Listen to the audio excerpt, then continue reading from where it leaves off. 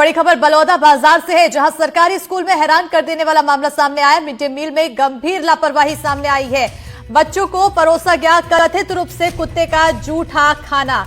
मामला सामने आने के बाद ग्रामीणों में आक्रोश है। 78 बच्चों को लगाया गया एंटी रेबीज टीका। तो वहीं मामले की जानकारी मिली तो मौके पर एसडीएम पहुंचे हैं। संचालित करने वालों पर कार्रवाई की जा रही है। तो बलौदा बाजार के पलारी विकासखंड के लक्ष्मणपुर गांव में मिड डे मील में गंभीर लापरवाही सामने आई है। सरकारी स्कूल में बच्चों को कथित रूप से कुत्ते का जूठा खाना परोसा गया, जिससे पूरे गांव में आक्रोश फैल गया है। जिसके बाद आनन फानन में एहतियातन 7वीं 8वीं कक्षा के 78 बच्चों को एंटी रेबीज इंजेक्शन लगाया गया। घटना की जानकारी मिलने पर पलारी एसडीएम मौके पर पहुंची तो जांच की गई। रिपोर्ट के आधार पर मिड डे मील संचालित करने वाले महिला समूह पर कार्रवाई की गई है। मामले को लेकर ग्रामीणों ने स्वास्थ्य और शिक्षा विभाग की व्यवस्था पर गंभीर सवाल उठाए और बच्चों के भविष्य को लेकर गहरी चिंता व्यक्त की है।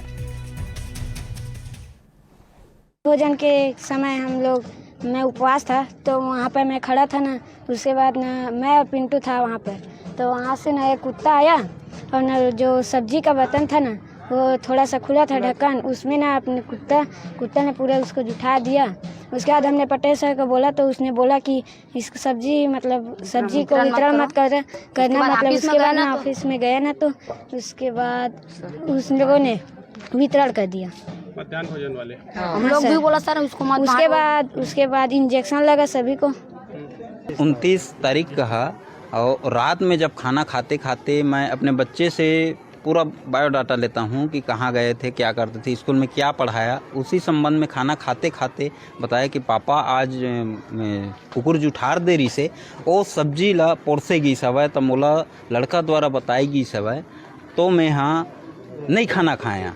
जानकारी लिया गया। उसके बाद मैं एसएमसी अध्यक्ष श्री झालेन साहू को बताया और आकर यहाँ टीचर से भी जानकारी लिया गया, पूछताछ किया गया और बच्चे लोग मेरे समक्ष भी बुलाकर उसको पूछा गया तो स्वीकारा कि कुत्ते द्वारा जूठन किया गया है। कभी कभी सब्जी को मांगने पर भी कम दिया जाता है या फिर गुस्से में ज़्यादा दे भी देता है।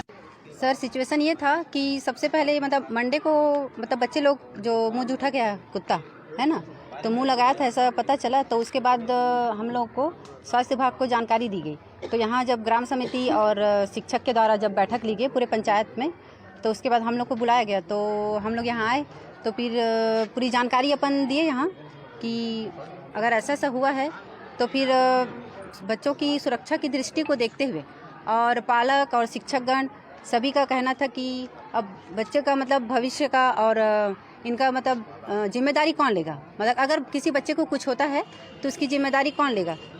तो उसको देखते हुए, उसकी सुरक्षा को देखते हुए अपन जो है अपने उच्च अधिकारी बीएमओ सर से बात करके फिर सहमति बनी कि बच्चों को एंटी रेबीज वैक्सीन लगाया जाए।